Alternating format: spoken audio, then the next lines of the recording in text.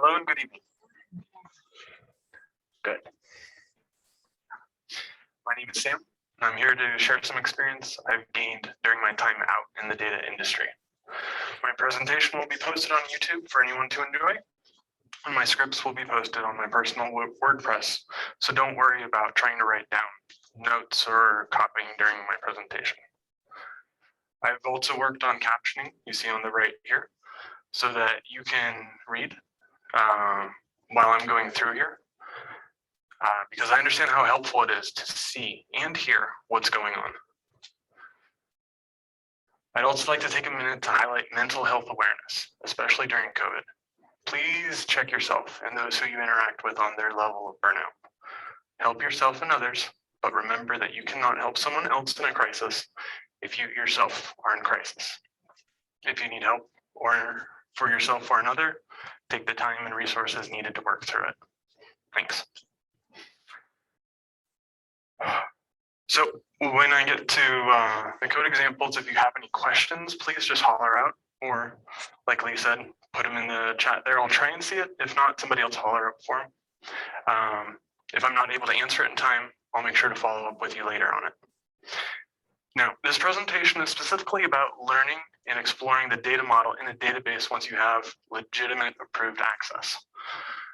It's important to note that these methods and mindsets are not specific to any one system, language, or year. This is especially true with how long data structures exist in production. We all know, or you will know, how long proof of concepts last. So let's talk about a few basics in database modeling. If you understand architecture, then we can understand how to read the final design. I'm also assuming you have some background in SQL and database design.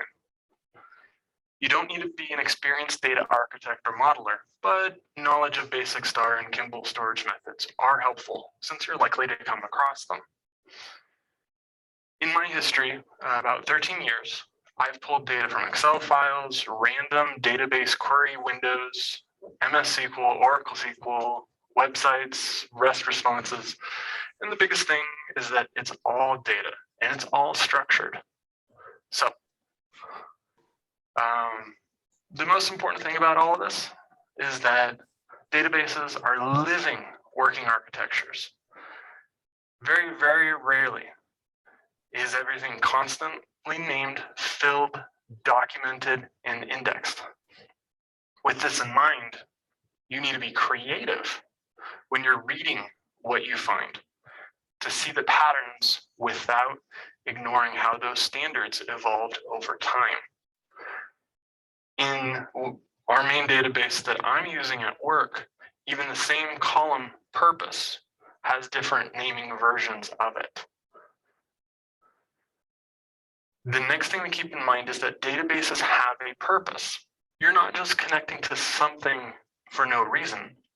What can you figure out about the database? Using the names of the database, users, tables, columns, stored procedures, what is the database's purpose? With that, you can start to really map out what's going on. My favorite way of evaluating systems is that if I'm a user of the application front end, I get to see the final data, and I can use that to rebuild the query based off of the business keys that are exposed. That is a really important thing because then you're able to see the result of SQL code as it's supposed to be joined together. Another thing to consider is that databases can have different data models exist within the same database. Never assume everything has to be connected. Just start to connect the dots and then see how it folds. Sometimes there is some documentation, but never expect it to be complete and be grateful for what guidance you get from it. This is true for any product that gets delivered on-prem or in the cloud. You're going to find some documentation, but expect some customization that comes with it. Now, once you understand and remember these things, let's take a look at some ways I approach a new to me database. Look, I finally got access to AdventureWorks database. Let's have a go at it. My tools for this are SSMS, so your SQL Server Management Studio for the database interaction, Excel for pivoting results. I might get to that here, but it's a fun little feature to take a look at. And then Notepad++ for saving notes. If you've never used Notepad++, it is fantastic. It saves on exit. You don't actually have to save the file. Reads multiple languages. It's just a super great tool to work in. I've been using it every single day at my new job. So let's see. Remember what I said about databases have a purpose? Let's take a look at this AdventureWorks database. There in Oracle, there is a store, or it's a view called all tab columns, but that doesn't exist over here in Microsoft SQL. So a quick Google away gives me this right here, block of code joining a couple system tables. What this gives you is you've got your schema, your table, the columns that it has, the column names, and some IDs. You can just go across here. So if I'm looking for things about persons, I can go take a look in the persons schema, or the table name, or the column name, just based on a where condition. So I start to get an idea as to what's in this database. I see we've got some database logs, we've got human resources stuff, so that's always good for joining to. And people, okay, so people joining onto human resources, that makes sense. And production, fantastic. A bit more understanding as to what the database does. You have products, you have illustrations. So you can start to see how you get a picture of what is here. Now, after you've started to get an idea and you really want to start doing some analysis on the information, both in kind of the Kimball and the STAR method, you go for the biggest table. That's going to be your fact table. That's going to be the thing that everything is all about. So I came up with some code earlier today that takes into account both the number of rows and the number of columns. And it actually spits out a data points possible. So it actually multiplies together the row count and the column count to say that, hey, you know what? This sales order detail table under the sales schema has 11 columns and 121,317 rows. Multiplied together, that's a potential, 1.3 million cells of information. All right, fantastic. You know what? That's probably where I should start. That's the biggest fish to fry. Everything else is probably going to be dimensional data.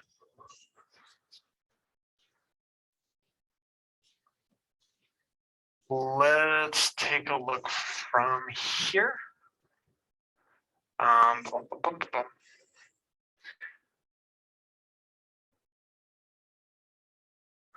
Once you've found the table that you want to go after, the sales order detail, you want to kind of go to the side and start to figure out the dimensions, the relationships between all the other tables. And so I came up with some other code over here that gives me, it's a fun little thing. What it does is it gives you the number of times that a column was used in your database here. So I see a modified date. Now, data architects and the like, data modelers will understand modified date is just something you tack onto the end. That way you understand when that was updated. So let's scroll down a little bit here, and then you start to see row good. Okay, kind of the same deal. It's a referenceable key. So now you start to see names. Okay, all right. So if I have a specific name I'm looking for, say Sam. Start to do some wildcards and look within those columns there. But here, I start to see business entity ID. Fantastic. That clues me in that that is going to be a dimensional key, likely. That could be a business key, which would be a varchar plain text key itself, but with it saying ID, likely you're going to be going after a dimensional table itself. And with a quick scroll down, I see business entity is one of the tables that business entity ID is on. So fantastic. Write that down in your notes and keep going for the next one. You got product ID. Fantastic. I see a product table. There, you've got your dimensions. And you just kind of keep working through it that way. Fantastic way to model things here. Yeah, so when I'm going through a database and I'm exploring it, writing down these notes and things, I really do just poke around and see what the model is itself. Again, remember, the whole database is not going to be consistently named. It's not going to be consistently filled, especially if you're going into a system that has been around for a while. There's going to be multiple revisions of data as they've moved systems, as they've changed sources of things. So come up with your hypotheses of what it is and just play it along and see how far it goes. One of the things to talk about is tools when you're doing this. Now, remember how I said I'm using SSMS here, and I use Notepad++ for my notes, just plain write it out. I also use Excel heavily for when I'm writing larger blocks of code. That way I can do comments or like a set of information here. I can go and save it, and then I can come back to it later. It's fantastic. But there's two rules about tools. Rule number one, use what works for you. Rule number two, find out what works for others and try that first when you don't have something that works for what you're doing. Just like there's no right way to write SQL, there's no right way to make a data structure. Let the data tell you what it's about, not try and force it to fill your narrative. You're going to find a lot more and understand a lot more if you just see how it joins together and the story that comes out of it.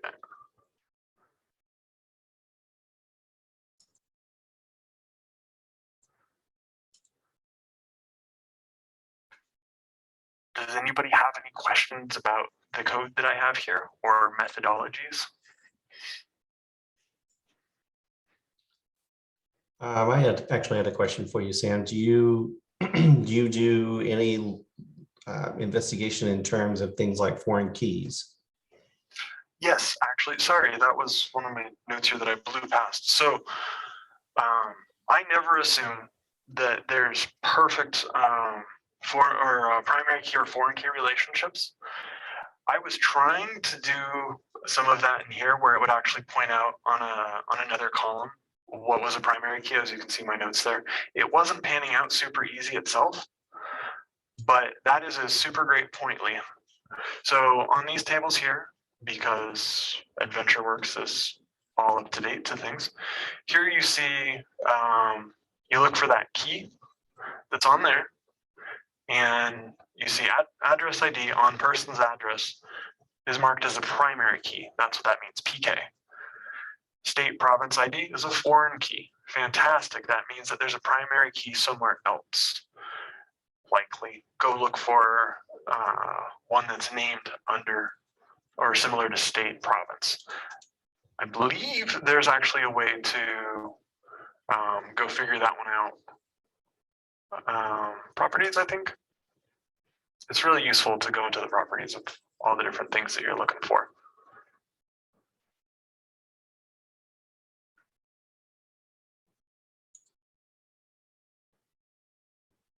Yeah, no, but let's see. I think you could also call SB help against that table.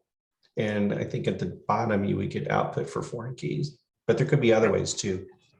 Yeah, see, I've never done that either. I typically don't trust that databases have perfect key relationships, just from the places I've worked. But yeah, no, totally keys are super helpful.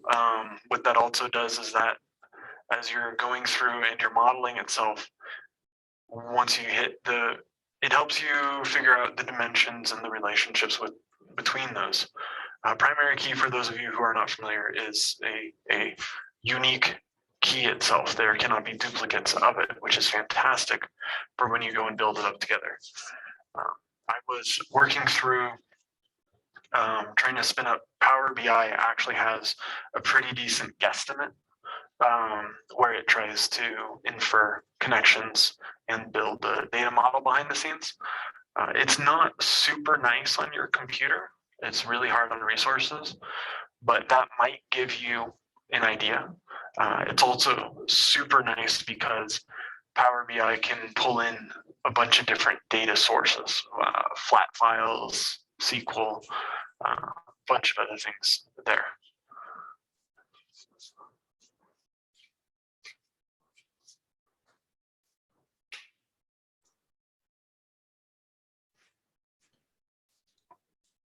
That answer your question?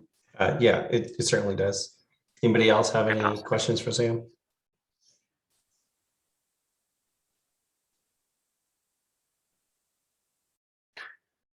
Just to go back, my first investigative SQL was in a direct query window in a backend of OBIE on a client server. I had no idea what server was on the other side of it. And so when I was first approaching it, I went and I looked up all the different variations of MySQL, Oracle SQL, and Microsoft SQL to return the server version number. Because they're all slightly different from each other, it would tell me what language to code in. And for the next 2 or 3 years, I coded exclusively in a non-GUI window to export huge amounts of information. So don't ever expect a nice GUI like this. There's great information to be had with just the smallest accessibility window.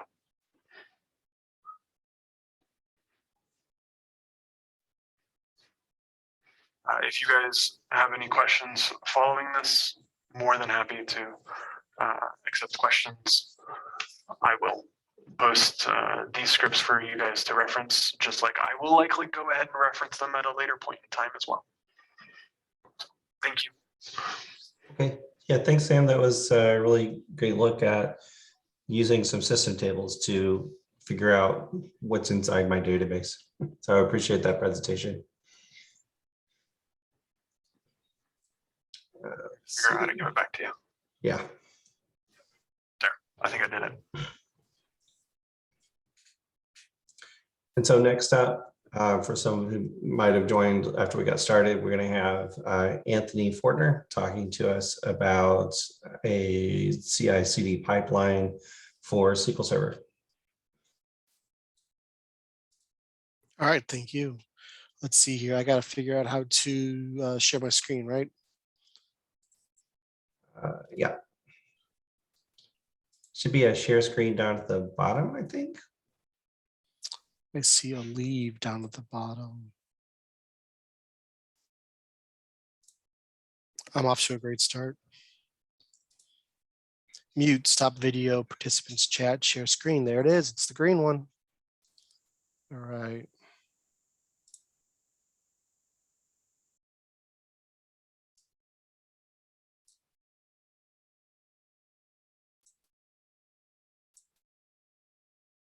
Okay, hopefully everyone can see my screen. Sure can. All right, so deploying changes with CICD. I'm Anthony Fortner. This is the St. Charles SQL Server user group. Hopefully none of you are lost. There's my email up on the screen. I'm a data engineer. I work for a local St. Louis company, and I have my Twitter handle there, Anthony Fortner 7. 7 has no meaning. I just wasn't very creative with the name. So apparently I'm the 7th Anthony Fortner on Twitter. All right. So continuous integration and continuous delivery, or CICD, is everywhere in the software engineering world. While it hasn't stopped at the front end or the mid tier, it has taken to database development as well. So I know it's not everywhere and in every environment just yet, but it's popping up more and more. You're hearing people talk about it. You're seeing tools come out with Redgate and other companies like that. So I'd like to share my experiences in moving from the manual SQL deployments to using CI/CD. So as I go through this, I will talk about where we were, where we are now, and where we plan on going. And then some of the issues that have caused us to change our plan and adjust the way we do things. I'm kind of hoping that this will be, this open up some conversations. So I don't need to stop and handle questions at certain points. If you guys have a question, if anybody needs me to clarify something I'm talking about, just go right ahead and ask. This isn't going to go into anything too technical, I don't think, unless the question just happens to make us go that way. It's just to get some ideas in everyone's head and give me a chance to share some of the stuff that I've discovered, sometimes painfully. Your journey to CICD is a choose your own adventure. There's this right here is going to be one possible path out of many other paths. But hopefully me talking about will get some of you to take your first steps and figure out what your path is going to be. Seems like a lot of work. So this is something I've been interested in for a long time. But like any new technology or process, you really can't get the adoption until there's a particular pain you can solve. So I'll sort of touch on that first. For example, Senior DBA, the pain was that there was a lot of new features that were developed and tested in production. Our dev environment was relatively new. I guess the trust wasn't there that the data would be up to date. A lot of the people who were just used to getting stuff done were getting stuff done, and they weren't actually testing dev. And then that would cause occasional issues. So got some bullet points here. Very little use of non-prod for development was a major driver. Developers complained that they couldn't use development environment to troubleshoot support issues because data wasn't up to date. Whatever the web app was that they needed to make sure worked wasn't going to work flat out on dev because there was no data that's recent enough. So a lot of times when they were troubleshooting issue, the only way they can see the issue was to do it on prod. The goal was that having a pipeline would provide a natural testing process that would start with non-prod instead of prod, eliminating testing in production, leading to developments that have fewer problems. It's a big thing for me. The major goal for me, myself, was this should, if done successfully, make pushes to prod be very boring. All right, so does this sound familiar to you guys? Development would move forward for the various teams. Each one would need to add changes to the development environment, some more than others. Some professionals choose on each team to hold onto the scripts and to make changes to them as needed. This isn't even completely true, as support team number 2 is currently sitting on his changes that'll solve some big problems, and they'll go out tomorrow or into business at the latest, maybe Friday. On deploy day, the front end goes out, the mid tier goes out, smoke tests are coming back in, and whoops, red alarms everywhere, failing on all the tests. Turns out there was a non-zero amount of SQL changes that were supposed to be deployed. So we looked to a trusty professional in charge of the many and mighty scripts of SQL, and today was his half day. Nobody knows which script is needed and what other scripts does that script rely on. Not even the keeper of the scripts, who is now troubleshooting with you over his cell phone. So your pain might be my pain. The pain I saw all too often with integration issues at deploy time. Deployment scripts being stored in various folders all over our environment. Integration issues due to multiple developers deploying various changes at different times cause schema drift. The SQL changes were applied to development environment while building out features, or even to production in the form of hot fixes. So you weren't guaranteed to be actually deploying to an environment that matched what you developed against. Too many deployments quickly started to feel like war room settings where the whole team is engaged in troubleshooting over why it wasn't working in prod like it did on dev or QA. Without source control of the database, there wasn't a unified location to where you could find any deployment scripts. And all too often, we would find out that the deployment didn't go as planned due to missing a script or just a step. Doubly bad if that deployment was on a hard drive of a developer who was OOO or out to lunch. So where do we go from there? So we had to decide on whether or not we went to the migration-based or state-based deployment model. That's the two main choices you have with CICD, with managing changes on in the data layer. There's too many differences to talk about. That would be its own talk. So I'll stick with what we ended up going with and its main selling points.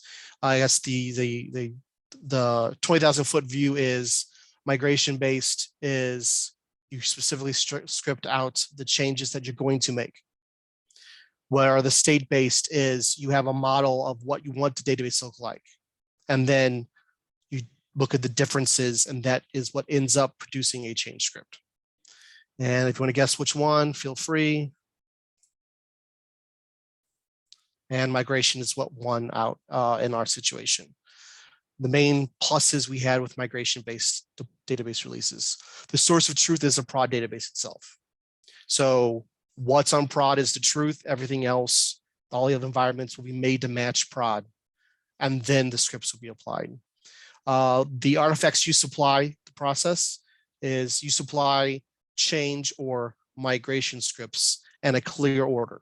That's the two main ingredients you need in order for it to work.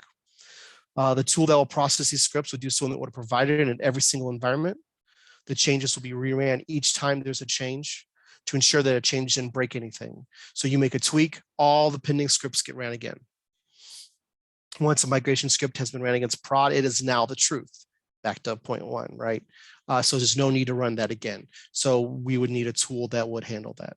To ensure that just because the script is still in that folder, it doesn't get ran if it's already been ran against said environment.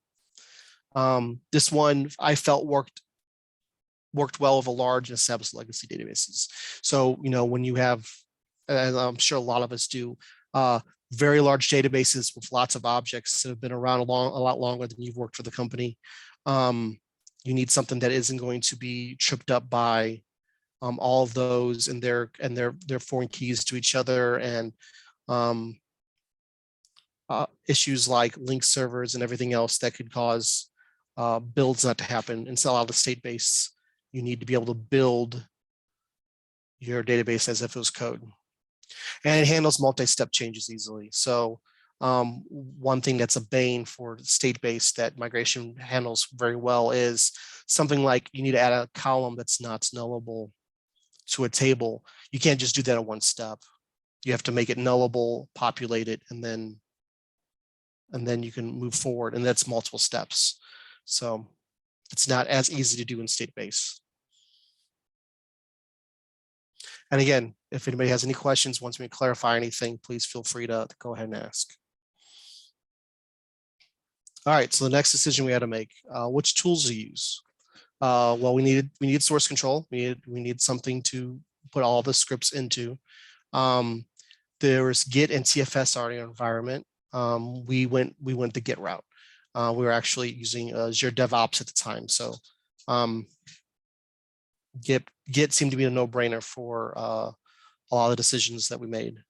Migration tools, there's multiple out there. The two I looked at a lot were Flyway and DBUp. So we ended up choosing DBUp. You can literally just have scripts in folders, or if you want something to keep it as a project, you can use that. We went with Visual Studio project. So Number of reasons there, one of which is just some people weren't as friendly with Git as others. So Visual Studio held our hands. So it was nice, for me, I like the visual GUI. I can just go in and see they have pending changes, and I can push those change and merge and all that. A little bit about DBUp.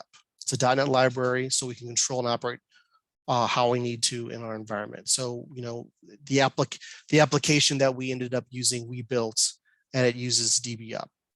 DBUp handles the nitty-gritty things like opening up the transaction and running our scripts, finding our scripts, running our scripts, searching the folders. Each folder has a purpose. And as we grew and changed our methodology, it allowed us to, with a few more lines of code, do the new functionality. It had all the bells and whistles that I particularly was looking for. It can deploy scripts. Deploy scripts run only once. Pre and post scripts that can run multiple times. So if you got some data cleansing you want to do every single time, this data should not be on dev. So you want a script to wipe that out. That you can have that in there and it'll run every time. And database specific journaling. So it's important to me to know I can look at a database environment, check out this database, look at its journal, and see all the scripts that have ran and when. What did the process look like? So I simplified the flow chart here. Still kind of looks like a lot, but basically when someone commits, all the scripts that are sitting around get prepared to get released. Dev gets a restore from prod. So again, prod's the source of truth. So on every commit, the dev environment would get into a restore state, restored, and then we run all scripts. So now we'll see what prod would look like if we ran a scripts against it. If there's any errors, then we find out right away, not on deployment day. And then if we're ready to move to QA, we do so. If not, we wait for the next change and we go until we have a feature we need to push out. It goes to QA, the same thing would happen, restore QA database from prod. So QA would now look like prod, and then all the scripts would run. That would mean that now they can do the testing QA and it's nice and controlled. There shouldn't be any issues because we've tested over and over and over again on dev. And then once that's good to go, we push to prod. You'll notice there's no restore step. No reason to restore prod to look like prod. It is prod. But that still looks rather convoluted there. So I simplified even further into a couple steps. You commit, there's a restore, then you do all your pre-deployment scripts, you do your true migrations, and you do post-deployment scripts. I mentioned pre-deployment scripts, could do some data cleansing. Post-deployment scripts can populate some data that you need only in your dev environment, for example. I also like to put tests in there. If I make a new stored proc or I have a new table review, I can do a quick little select or an execute. That way, when we're making more changes, if something isn't working the way I expect, it'll fail in that post-deployment and I'll know right away. And one of the main benefits to this for me is knowing if something's wrong as soon as possible. And then you decide whether you can move on to the next environment or not. I have a question, Anthony. Was there any, or what kind of discussions were there around database restores and developers waiting around for that whole process? What was that like? I mean, was there a problem there? How did you solve that? Yeah, there was a problem. So at first it was, okay, this is great. We need this, but then we have a handful of databases that are very important that when the restore happened, and let's say the restore took 20 minutes, well, there's people sitting on their hands for 20 minutes, and you don't want the whole dev team doing that. It doesn't matter what size your dev team, small or big, they shouldn't be sitting around every time someone makes a commit.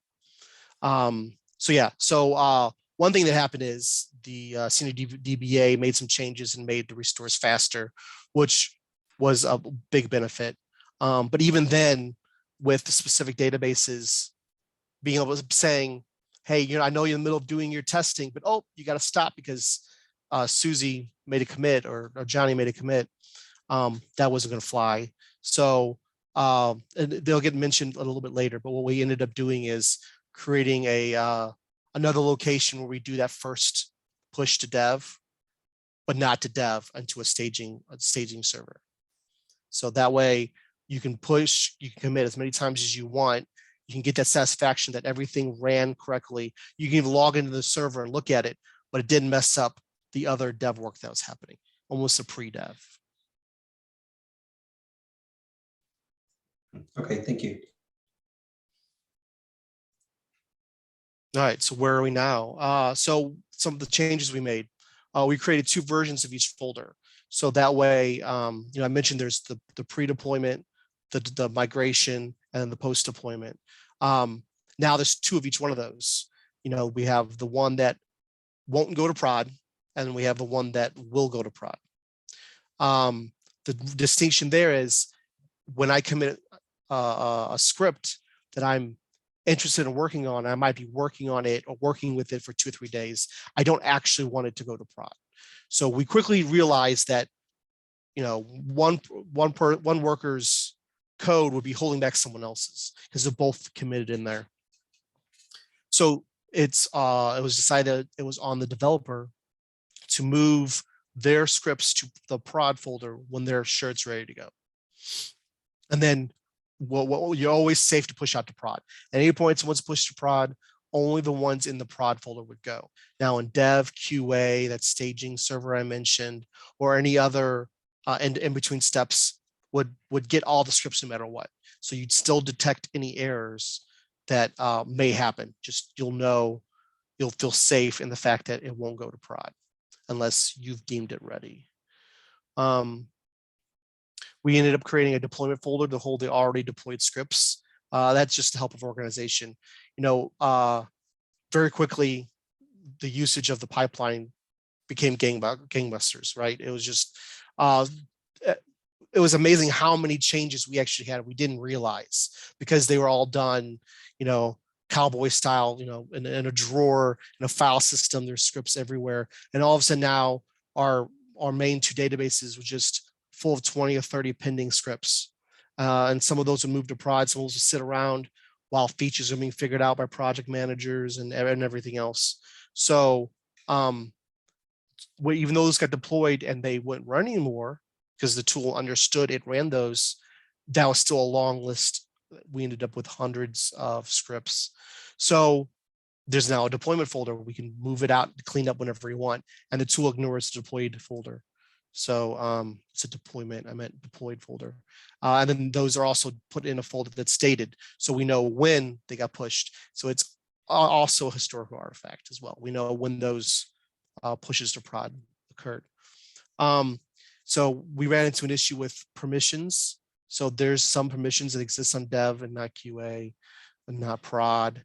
There's the same service account, but slightly different naming convention on different environments for security reasons. So we ended up having to create an entirely new folder that handled all the permission scripts. So that way it's nice and organized. And those scripts would only run on dev or only run in QA and only run in prod to make sure that things end up where they shouldn't be. Because if you think about it, you restore from prod to dev, it's going to try to put down all those users that were in the prod environment. Those help make sure to keep those clean. And you can also put tests in there so you can get an error message if something arrives that shouldn't arrive or didn't get cleaned up. And follow up to Lee's question, we had a staging environment. I tend to now call this a build step. So that way every commit doesn't, nuke or push pause on dev. When you build, when you commit, it quote unquote builds. I like that term because that's the term that's used in app development all the time, right? It'll restore on a server that's not being used by any apps. It'll run all your scripts. And if there's no errors, you get a nice green check mark. And as needed, they can move it to dev, but they don't need to because first thing in the morning, it'll run on dev. So every day when the developers come in, they show up and they see the dev environment with up-to-date data, matching prod, and all the changes that they expect. So it looks like dev. Well, it looks like they expect dev to be. So, all right. All right. And again, any other questions or anything I could clarify as I roll through these? No questions yet. All right. So where are we going? Experiments in utilizing Docker. So, the staging server, or the build server, as I like to call it, worked out quite well. But we're curious about, hey, can we just spin up a Docker container, do the restore in that, and that, put SQL Server in a Docker container, do the restore in that, run the scripts, and if we get the green or red, just tear it apart and move on, instead of having all these databases that have been built against one machine kind of sitting there. Local DB, there's no reason why we couldn't do this on a local database as well. So in theory, a developer's doing the work, they want their own copy of, super important database. They can take this build tool as a tool on their PC, run it locally, aim it at their local database, and then now they have their own dev environment that they can bang against, and it'll have everything. It'll have the data from prod, give or take the scripts that you put in there to clean up the data and get it ready for development work. They can bang against it and break it, and when they're happy with what the work they've done, they can commit the scripts back in, and so they'll process over again, and including updating theirs, right? And now the third one here, I'm very excited about, truly continual deployments. So we didn't really break down the difference between CI and CD, right? I just kind of rolled into it. Continuous integration is the fact that everyone commits their code and it all gets integrated together, and you see that it's working well. If there's any problems, you'll find out right away. The continual deployments, the idea behind that is, when you commit something and it's good and it passes all of your tests, it'll make its way through the environments and end up on prod.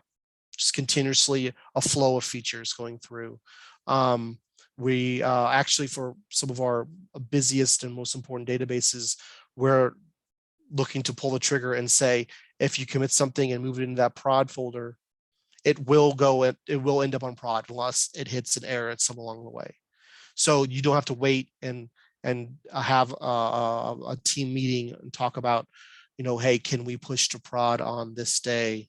What's going on then? We just have a time that will happen every week or twice a week, or in theory, someday, maybe every single day. If it's in the prod folder, it'll get pushed out, because over the course of the last many months that we've been doing this, production pushes to production have been boring. If there's a problem, we find it on dev, very rarely on QA, and it's just been working out. So we're ready to bite that bullet.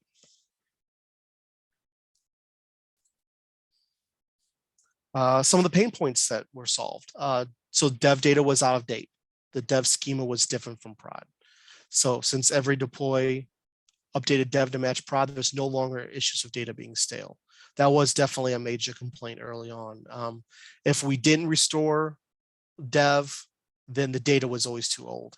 If we restored dev, we'd wipe out all of the developer's work. So it was a lose-lose situation. And so the Stablist setup won, and that was, we never ran a restore. Because it didn't matter how good of a job we did at keeping scripts in random folders, there's always something that was missed, or a small change was made and the script wasn't updated. So now, since the pipeline handles that, does the restore, it looks like prod, runs your script, so it looks the way you want it to look. The data is not stale anymore. Testing, now we can add tests the database pipeline. So I kind of touched on this earlier. We can throw scripts in our post deployment folder that can check if procs still work, can check if the rows of however many rows exist in this table makes sense, or it's always growing. Even one of the newest ones we've added, there's a store procedure that literally just top 0 on every view in the database. Why? Because sometimes the views are broken and we don't know until the day a user calls them. And literally the next day after pushing that out, we caught something that was broken because somebody made a change, and who knew it would break a view somewhere, right? So we committed something, and then it goes, hey, view's broken. So that was nice.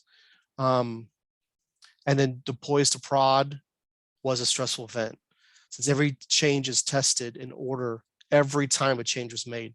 Everything was ironed out well before we could make it to prod. Deploys to prod were fast and boring. You know, everyone at first was geared up. Okay, we're pushing to prod at this time. Let's go. And you push the button, and it thinks for a little while, and then it's just done.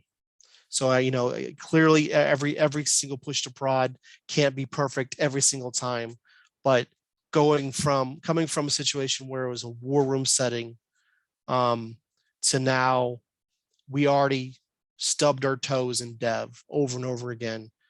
So we didn't have to deal with the problems on prod. It was a nice change. And so that's actually all of my slides. I apparently talk very fast. Any other questions or anything else I can clarify, or any thoughts? It's Sam. I got a question on this. I just want to reiterate what your presentation would have greatly solved a lot of the pain points at one of my previous employers, and it's absolutely amazing. My new company does this sort of thing, and highlighting the black and white of the stress of pushing to prod is very boring now. It's fantastic how just mundane it is.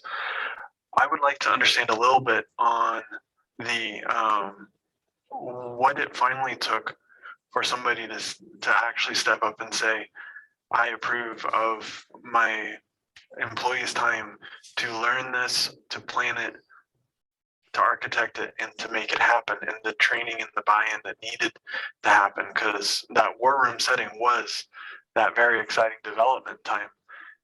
And I think that was kind of half of the reason that it existed, was because people knew that they had a purpose during that point in time.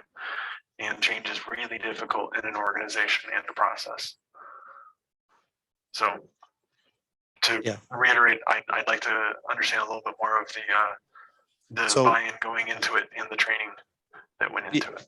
Yeah, absolutely. And I'm glad to hear that, you know, your company's has embraced it and it's been working out good for them. So as I remember it, it's just the pain points I mentioned before. You know, dev was not following the process that they wanted to. Like they want to do the dev to QA to the prod process. They wanted to have testing and integration testing and all that, but the way our environment was set up and some old habits were blocking us. So basically, the senior DBA, you know, said this is what we're doing, and then we came up with a plan. We talked through it. You know, there was definitely a lot of training opportunities that occurred, because it changes the mindset, it changes the way you do things, but it just finally things came to a head, and he decided that this is the way it's going to go, and I luckily had the opportunity to figure out how to pull it all off with a little help. So yeah, I think that's pretty much the long and short of it.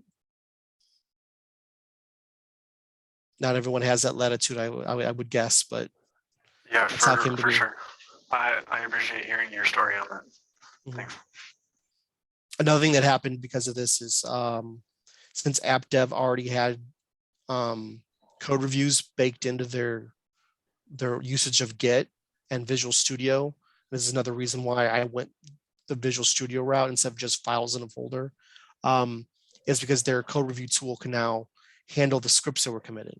So I'm making super awesome, super wicked awesome proc here, and I want people to see it now. Since I'm committing it through Git, I can click, and now it's out for code review. And everyone who's on that chain can review the code and do all that. And depending on what tools you guys use, I happen to like the one we use, but that could be a great thing, right? Having people look at the code before it ever gets to prod, because you can submit it as soon as you commit it. So I had a question. How do the deployments work? Can just anybody hit the go button? Or are there certain gatekeeper type people that only those people can deploy? How does that work? Great question. So originally it was commit goes to dev, right? So everyone who commits goes to dev. But then we added that staging environment. And so it was basically every time you commit, it would build against that staging environment, or the build server, as I like to call it. And then the push to dev happened automatically the next day.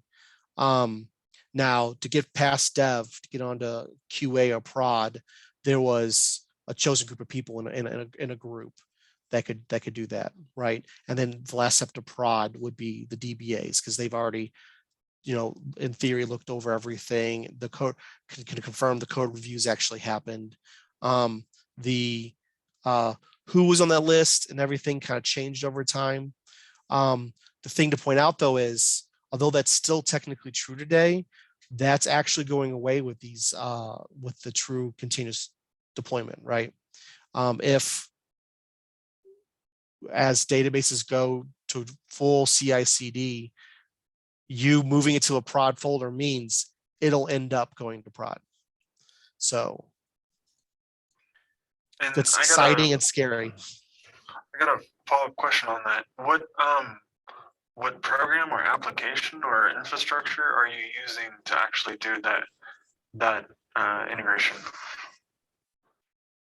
To do the actual migrations, so it's a C# application we built using DBUp.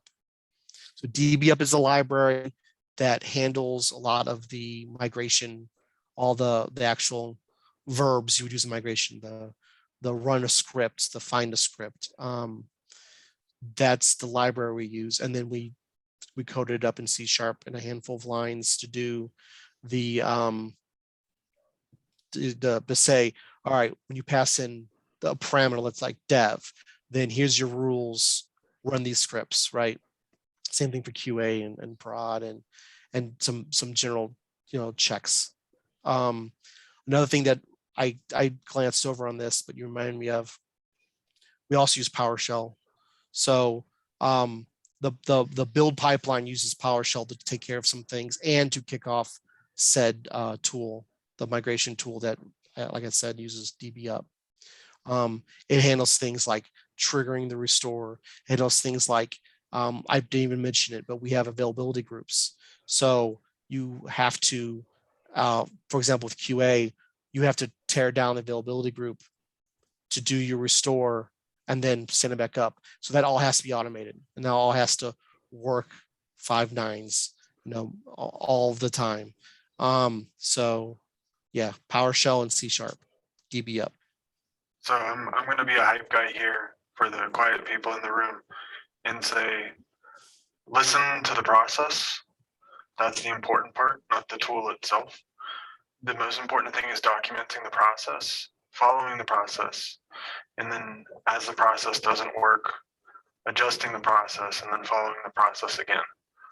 So the fact that it was custom C# could be written in anything. We're migrating from some old stuff at Vail Resort, and again, it's all about the process. It's all about the process. The tools are just a helpful means to get there. So do focus on like this continuous integration part of it. I bet there's a huge amount of documentation and war rooming, collaboration, figuring out how to do this, and then going back over when it wasn't working. Yeah, there definitely was. There was more than one iteration that, as I was trying to portray here. We'd have a meeting weekly and people would point things out. I mean, I didn't expect to have the folder split, but that was a great idea. Once we did that, it helped gain trust.